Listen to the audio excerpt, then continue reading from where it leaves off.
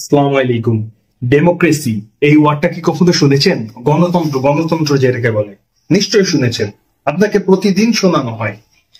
Greek শব্দ থেকে একটা আসছে, হ্যাঁ, ডেমোস জনগণ, ক্রেটিয়া কি শাসন, মিক্স ডেমোক্রেসি জনগণের শাসন। জনগণের শাসন আসলে জনগণের শাসন।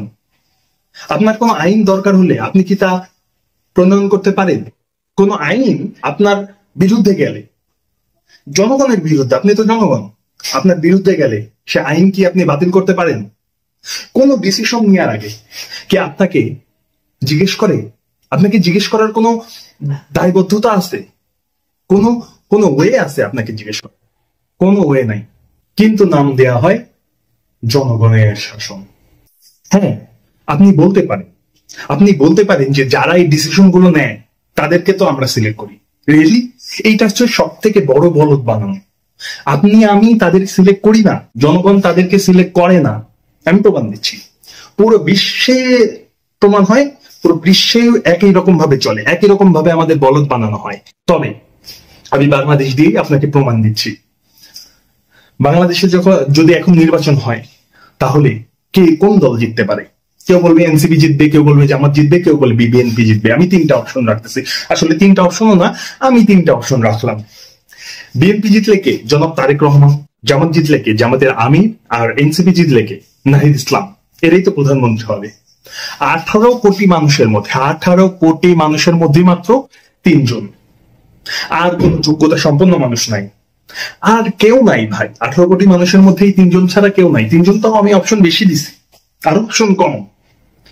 এই তিনটা জিনিস আপনার সামনে বুলেট রাখা হলো, আপনার সামনে পিস্তল কি বলে বিষ রাখা হলো, আপনার সামনে তরবারি রাখা হলো। এখন আপনি উপরে যাবেন কিভাবে? আপনার ডিসিশন, আপনি সব থেকে ক্ষমতাশালী।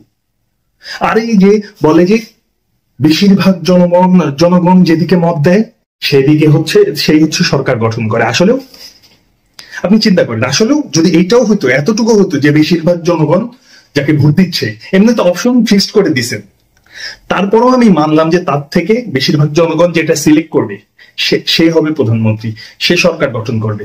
আচ্ছা দেখি, ধরুন 100% ভোট পড়ছে, এর মধ্যে বিএনপি 40%ই পেয়ে গেছে, ভালো। জামাত পেল 20%, এনসিপি পেল 20%। বিএনপি কিন্তু সব থেকে বেশি পেল। আর আরো থেকে 20% ছোটখাটো যে দল স্বতন্ত্র আছে সবাই মিলে পেল বাকি 20%। তাহলে কি হলো? সবচেয়ে বেশি ভোট বিএনপি পেয়েছে। আমাদেরকে এটা বোঝানো হয় যে সব থেকে বেশি ভোট বিএনপি পেয়েছে, 40%, সে সরকার গঠন করছে। ওয়াও, আমিও বুঝি, আপনিও বুঝে গেলাম।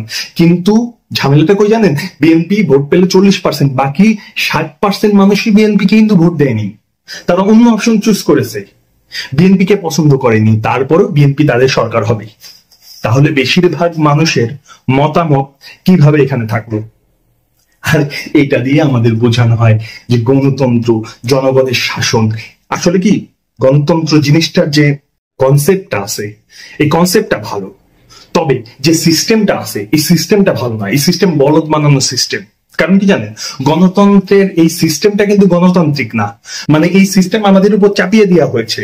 আপনার আমার থেকে, কারোর থেকে কিন্তু কখনো কেউ জিজ্ঞেস করে না যে এই সিস্টেম, এটার পক্ষে কি তুমি আছো? না, অন্য কোন দেশের কারোর মাথার মধ্যে থেকে আসলো রুল করার জন্য পুরো পৃথিবীতে একটা সিস্টেম দিয়ে দিল, নাম দিল ডেমোক্রেসি, যেটা কনসেপ্ট ভালো, কিন্তু সিস্টেমটা একটা গাঁজাখড়ি সিস্টেম, সিস্টেমটা একটা ঠ্যাঙ্গা সিস্টেম।